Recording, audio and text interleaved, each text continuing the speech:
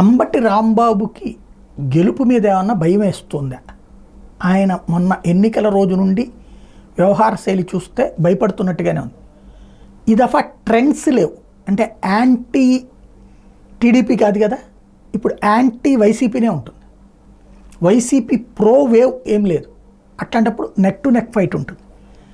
అందులో కన్నా లక్ష్మీనారాయణ అనుభవం గల నాయకుడు, పోల్ మేనేజ్మెంట్ తెలిసినటువంటి వాడు. కరెక్ట్గా ఎక్కడ వైసీపీకి ఓట్లు పడతాయి అక్కడ చెక్ పెట్టాడు. పదే పదే కంప్లైంట్లు చేసినా పట్టించుకోలేదు అధికార యంత్రం. అంటే అంబటి చేతిలో నుండి ఆయా ప్రాంతాలు, పట్టున్న ప్రాంతాలు చేజారినట్టేనా? అంబటి కోర్టుల దాకా వెళ్ళారు రీపోలింగ్ కోసం అంటే గెలుపు భయం పట్టుకున్నట్టేనా? పదే పదే ఆయన మాట్లాడుతున్నది చూస్తుంటే అదే సందేహం. అంబటి విజయావకాశాలు దెబ్బతిన్నాయా ఏంటి అన్నటువంటి అనుమానం అయితే వస్తుంది.